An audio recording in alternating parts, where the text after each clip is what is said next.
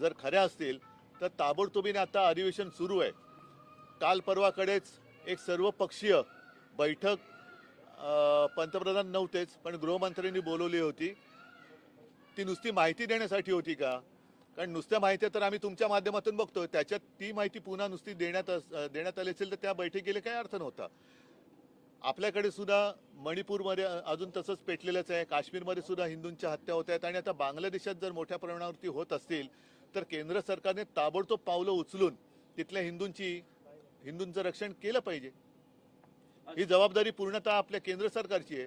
कारण जर शेख हसीनांना तुम्ही इकडे आश्रय देत असाल तर बांगलादेशमधल्या या हिंदूंची रक्षा करण्याची जबाबदारी तुमचीच आहे.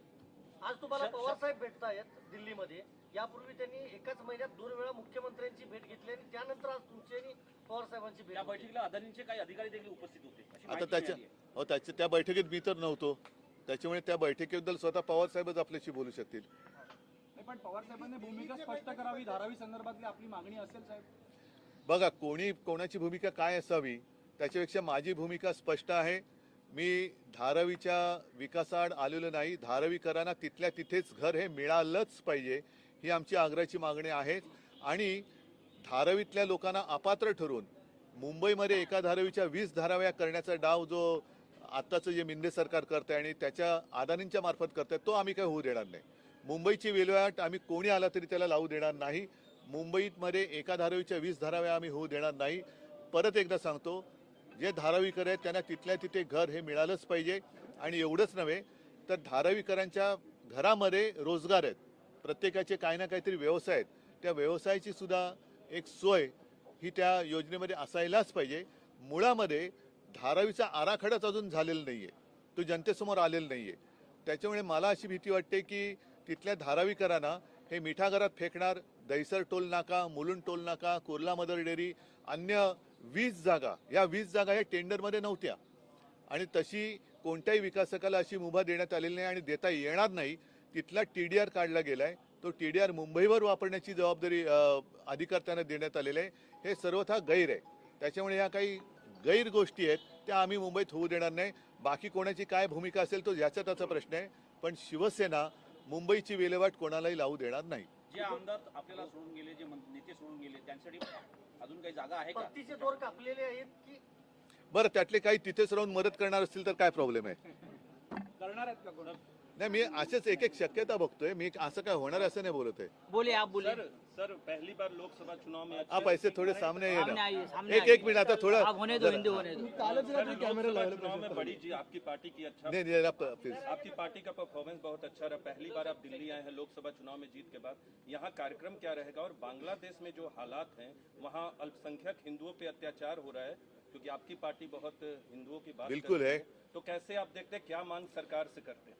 मैंने जैसे अभी कहा कि बांग्लादेश में हिंदुओं के ऊपर जो अत्याचार हो रहे हैं तो उनकी रक्षा करने की जिम्मेदारी अपने केंद्र सरकार की है, मोदी जी की है. तो मणिपुर तो नहीं जा रहे, तो मोदी जी और अमित शाह जी बांग्लादेश अगर जा सकते हैं तो जाना चाहिए. अन्यथा वहाँ जो हिंदुओं के ऊपर अत्याचार हो रहे हैं उनको रोकना और वहाँ के हिंदुओं की रक्षा करना मोदी जी का काम है, केंद्र सरकार का काम है, हिंदुस्तान सरकार का काम है. इसी हिंदुस्तान सरकार में इंदिरा जी ने बांग्लादेश को आज़ादी दिलाई थी और उसी बांग्लादेश में अगर हिंदुओं के ऊपर अत्याचार हो रहे हैं तो उनको रोकना भी पूरा काम या पूरी जिम्मेदारी हिंदुस्तान के प्रधानमंत्री की है. आज दिल्ली में क्या कार्यक्रम है सर? दिल्ली में आपका दिल्ली में राजनीतिक कुछ कार्यक्रम नहीं है. मैं लोकसभा चुनाव के बाद दिल्ली में आया हूँ और चुनाव के बाद इंडिया आघाड़ी की मीटिंग हुई नहीं है, तो मैंने सोचा सदन चल रहा है, सत्र शुरू है, तो हो सके तो सारे लोगों के साथ मिले, बात करें, आगे कैसे जाना चाहिए इसके ऊपर एक विचार विमर्श होने की जरूरत थी और मैं जितने लोगों को मिल सकता हूं कल तक मिलूंगा. उद्धव साहब, लेकिन जो महाराष्ट्र का चुनाव है सबसे बड़ा चुनौती इसके बाद की आपके सामने की होगी महाराष्ट्र के विधानसभा चुनावों की. आपका ये दौरा 3 दिन आप यहाँ पर हैं, जो आप लोगों से मिल रहे हैं, क्या इन दौरों में जो आपकी चर्चा होंगी उसका नतीजा महाराष्ट्र में महाविकास आघाड़ी के एक विषय को आगे ले जाने के लिए वैसे तो हम एक दूसरे के संपर्क में है, जैसे पवार साहब हो, कांग्रेस के लोग हैं, अन्य सारे लोग हैं, हम एक दूसरे के संपर्क में है, लेकिन वो फोन पर है. पवार साहब और खैर तो हम महाराष्ट्र के लोग तो मिलते जुलते रहते हैं, लेकिन यहाँ अभी अखिलेश आए हैं, राहुल जी हैं, बाकी हमारे अन्य पार्टी के नेता हैं, ममता दीदी तो बीच में घर ही आई थी, तो हम एक दूसरे के संपर्क में हैं, जरूर है, लेकिन एक बैठकर जो बात होती है, और जरूरी नहीं कि हर समय पर राजनीति की बात करें, कुछ अपनी बात भी होती है कि अरे कैसे चल रहा है, क्या चल रहा है, तो एक अपनापन होता है उसमें, तो इसीलिए मैं यहाँ या निवडणुकीमध्ये मुख्यमंत्री पदाचा चेहरा असेल बांग्लादेश की आप बात कर रहे हैं, मुख्यमंत्री पदाचा चेहरा बांग्लादेश असेल का एक बयान है। एक नेता है सलमान खुर्शीद, उन्होंने कहा है कि जो परिस्थितियां बांग्लादेश में बनी हुई हैं वो हिंदुस्तान में भी बन सकती हैं। उसमें क्या कहना चाहेंगे आप? बांग्लादेश में जो कुछ घटना हुई है उसका उन्हीं की भाषा में मतलब ये एक रहते दो तीन शब्द है, एक नरेटिव होता है, एक मैसेज होता है, तो वो मैसेज पूरे दुनिया में गया है। और जैसे इजराइल में कुछ हो रहा है, ऐसे बीच में बातें खबरें आ रही थी, वहाँ के प्रधानमंत्री को तो घर के बाहर निकलना मुश्किल हुआ था, भारी संख्या में वहाँ की जनता रास्ते पर सड़क पर उतर कर आई थी। लंका में हुआ, अब बांग्लादेश में हुआ, तो सारे लोगों ने समझना चाहिए कि जो सर्वसामान्य आदमी होता है वो सबसे श्रेष्ठ होता है, बलवान होता है, उसके एक सहनशीलता की मर्यादा होती है, उसका उल्लंघन नहीं होना चाहिए। और जनता का न्यायालय वो सर्वोच्च होता है, तो जनता का न्यायालय का फैसला बांग्लादेश में हुआ है। विधानसभा निवडणुकीत मुख्यमंत्री पदाचा चेहरा असेल सर महाविकास आघाडी जुड़ा हुआ सवाल है कि अगर ऐसी स्थिति जिस तरह से आप कह रहे हैं बेरोजगारी है, युवा अस्वस्थ है, अगर ऐसी स्थिति भारत में पैदा होती है तो उस वक्त क्या हो सकता है, आपका क्या स्टैंड है? नहीं, पहले तो ये प्रश्न जो आप हमें पूछ रहे हैं, तो आपके मन में आशंका क्यों आई कि ऐसी स्थिति हिंदुस्तान में हो सकती है? तो नहीं, मैंने कहा पूरे दुनिया में एक मैसेज गया है। और ये अगर बांग्लादेश में बात हुई है, हमारे पड़ोसी है, पाकिस्तान जिस हालत में हम तो देख ही रहे हैं, लंका में क्या हुआ, इजराइल में क्या हुआ, इजराइल में क्या हो रहा है, अन्य सारे देशों में क्या हो सकता है, तो ये तो कहीं भी कभी भी हो सकता है। और इसलिए मैं कहता हूँ कि जो भी सत्ता में बैठे लोग हैं, उन्होंने इस मर्यादा का हमेशा ख्याल रखना चाहिए कि जनता सर्वोच्च होती है और जनता का न्यायालय सर्वोच्च होता है, तो उनका फैसला बहुत ही गंभीर होता है। सर बांग्लादेश में बांग्लादेश में रिजर्वेशन का मुद्दा रहा है। रिजर्वेशन का प्रॉब्लम हो गया, सुप्रीम कोर्ट के डिसीजन की वजह से बांग्लादेश में प्रॉब्लम हो गया, मणिपुर में यही हालत है हो गई, महाराष्ट्र में भी रिजर्वेशन का सवाल खड़ा हो गया है। रिजर्वेशन के ऊपर आगे जाके देश में ऐसी अराजक की परिस्थितियां उत्पन्न हो सकती है। देखो, मैं परिस्थिति उत्पन्न हो सकती है या नहीं हो सकती इसके ऊपर कोई भाष्य अभी करना नहीं चाहूंगा, लेकिन अगर हम सब चाहते हैं कि ऐसी परिस्थिति यहाँ निर्माण नहीं होनी चाहिए, तो समय में उसके ऊपर कुछ न कुछ फैसला लेने की आवश्यकता है। और सारे लोगों के साथ बातचीत कर कर ये फैसला संसद में ही हो सकता है, तो संसद में होना चाहिए, और समय में होगा तो ऐसी स्थिति अपने देश में नहीं होगी। सोनिया गांधी, राहुल गांधी यांची आपण भेट घेणार आहात आणि काय त्यातून? अरे पण मला भेटू तर द्या सर, आप दिल्ली में हैं, मुझे मिलने विनेश फोगाट ने जो परफॉर्मेंस दिया है दिल्ली में ही, विनेश फोगाट के खिलाफ, रेस्लर्स के खिलाफ जो चीजें हुई, उसको देखने के बाद आज की स्थिति और आज देश का नाम वो ऊंचा कर रही है, देशद्रोही तक उन्हें कहा गया था, उनके खिलाफ कार्रवाई की गई थी इसी दिल्ली से। नहीं, एक तो पहले विनेश के ऊपर हमें गर्व होना चाहिए, और मुझे तो है। और जो बात अभी आपने जो सवाल किया, यही बात बांग्लादेश में हुई थी। जो आंदोलन करने वाले थे उनको आतंकवादी कहा गया था, और मैंने तो सुना कि उनको रजाकार कहा गया। फिर यहाँ भी जो किसान आए थे उनको आतंकवादी कहा गया।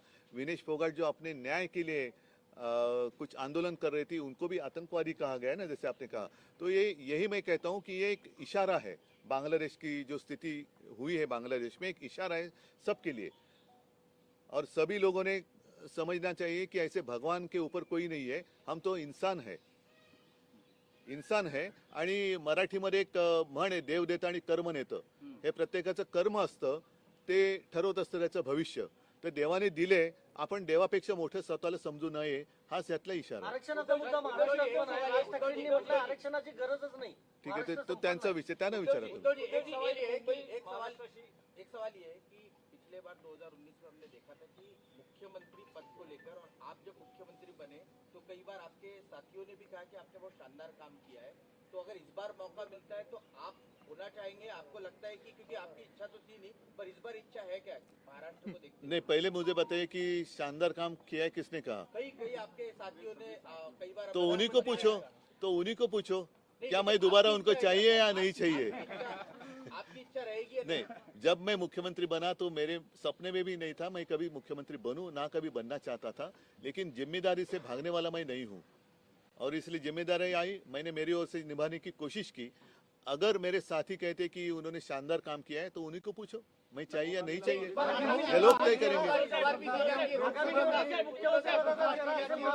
अरे थांबा ना, पहिला आता बरेच दिवसानंतर दिल्लीत आलेलो आहे, त्याच्यामुळे जरा सगळ्यांची नाही हिंदी में नहीं, पहले सगळ्यांशी मुलाकात तो होने दो। मेरे जो साथी जिन्होंने कहा था कि मैंने शानदार काम किया है तो अभी उन्हीं की राय ले लो। जोरदार कोशिश में है। अगर मुलाकात की सरकार मानी जाती है, लेकिन बांग्लादेश में अभी तक 100 से ज्यादा हिंदुओं पर अत्याचार हुए हैं। क्या आपको लगता है कि ये सरकार पूरी तरह से फेल है हिंदुओं की रक्षा करने के लिए? नहीं, जो भी आकर मुझे औरंगजेब फैन क्लब का अध्यक्ष बोल रहे हैं उनको क्या कहना था तो मैंने कहा, तो उनमें अगर हिम्मत है तो जाकर बांग्लादेश में हिंदुओं के ऊपर जो हो रहे अत्याचार उनको रोक कर दिखाओ।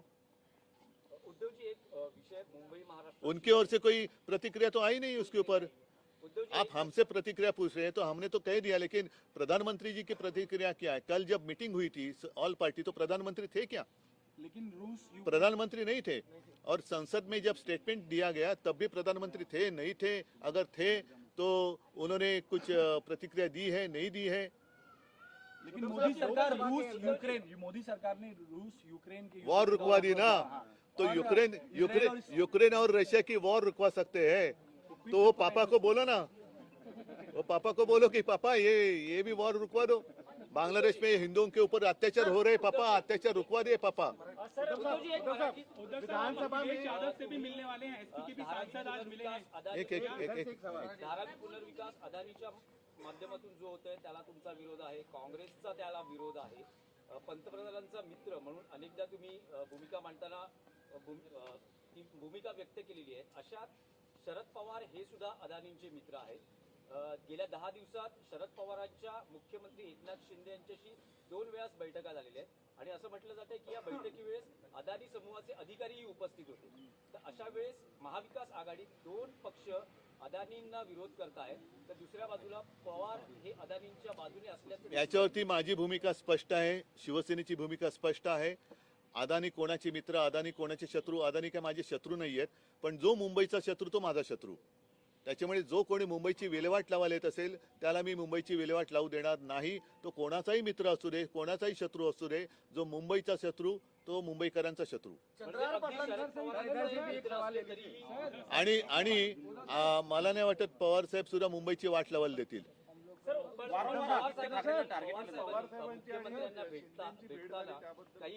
पण त्याच्याबद्दल त्यांनी स्पष्ट काही सांगितलेलं नाहीये। आणि माझी भूमिका आता गेल्या वेळेला संजय राऊत यांनी सुद्धा सामन्यातनं रोखोक लिहिलेलं आहे। आमची भूमिका रोखोक असते।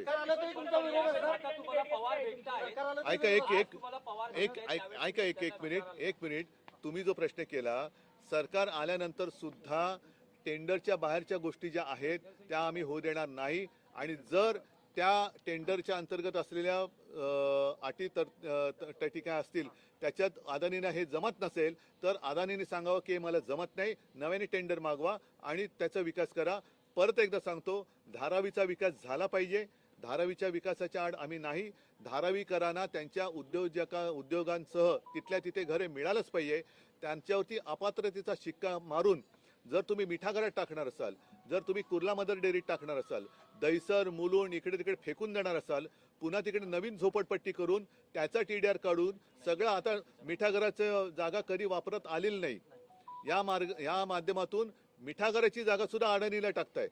मग अडाणींचे जे काही भूखंड आहेत, मग अगदी बांद्रा रेक्लेमेशनचा भूखंड त्यांना दिलेला आहे, विमानतळाचा मोठा भूखंड त्यांच्याकडे आहे, तर ट्रान्झिट कॅम्प बांधायचे असतील तर तिकडे का नाही बांधत? यावर एकमत होईल नाही, ते त्यांचा प्रश्न, मी सांगतोय। नाही, मला माझी भूमिका ही स्पष्ट आहे। धारावीचा विकास झाला पाहिजे, धारावीकरांना तिथल्या तिथे घर मिळालं पाहिजे आणि धारावीच्या माध्यमातून मुंबईची विल्हेवाट मी लावायला देणार नाही। महाराष्ट्राच्या बाकीच्याचं कोणाचे मत असतील ते त्यांच्याकडे, माझं मत हे ठाम आहे. लोकसभा की तरह विधानसभा में भी सबसे बड़ी पार्टी शिवसेना हो, क्योंकि अप्रत्यक्ष आप अगर प्रार्थना करें तो हो सकती है, आप अगर शुभकामनाएं दे, प्रार्थना करें तो वो भी संभव है. योजनेच्या माध्यमातून महिलांच्या अकाउंटला ऑगस्ट मध्ये जवळपास 3,000 रुपये येणार आहेत. विधानसभा निवडणुकीआधी 3,000 रुपये येतील. अशा वेळेस गेम चेंजर असा हा प्रोजेक्ट असं म्हटलं जात आहे. पण तर या प्रोजेक्ट बाबतीत तुमची काय भूमिका आहे? एक मिनिट, तुमच्या आता लक्षात पण नाही, तुमच्या म्हणजे मी जनरल बोलतो, तुमच्या व्यक्तिगत नाही. 15 लाखाचे 15चे का झाले? 15 लाख रुपये येणार होते ना प्रत्येकाच्या अकाउंटमध्ये, मग 15 लाखाचे 1500 बाकीची शून्य कोणाच्या खिशात गेली? म्हणजे यांचा जो वारेमाप महाराष्ट्र लुबाडण्याचा कार्यक्रम सुरू आहे, सगळं काही महाराष्ट्रातलं उचलून गुजरातला नेत आहे. महाराष्ट्र ओरबाडण्यासाठी म्हणून तुम्ही 1500 रुपये वाटताय का? तर महाराष्ट्राची जनता एवढी लाचार नाहीये.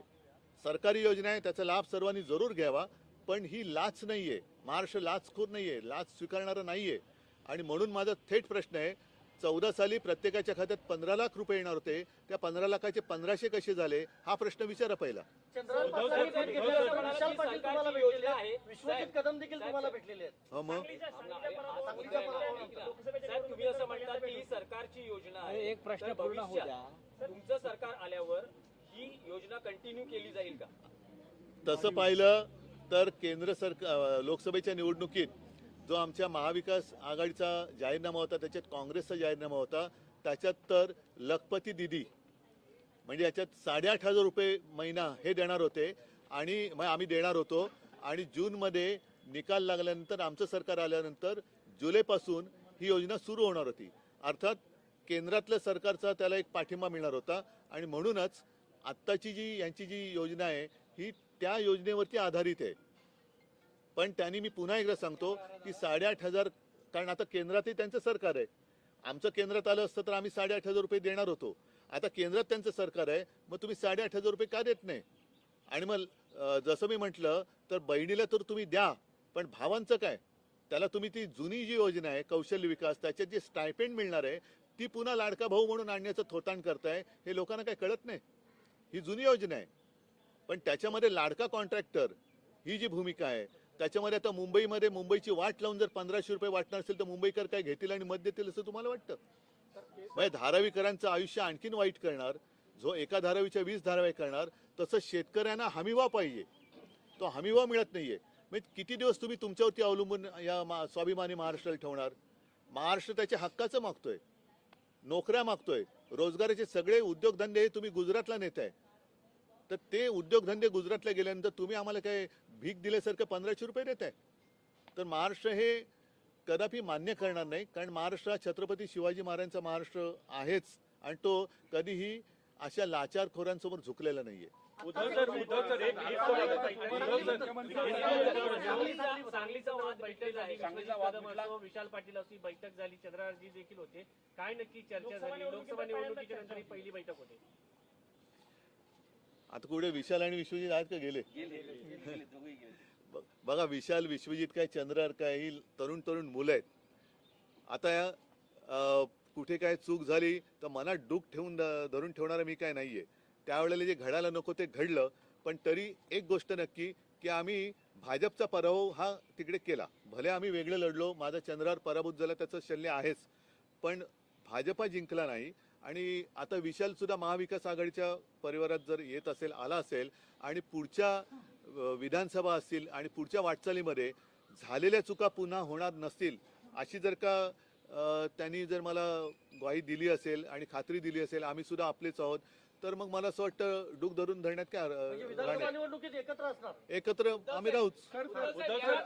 मुख्यमंत्री पदाच्या चेहऱ्याबाबतही चर्चा होणार आहे. एक मुख्यमंत्री पदाचा चेहरा असावा. माझ्या मनात दुःख नाही, मी दुःख धरून बसणार नाहीये.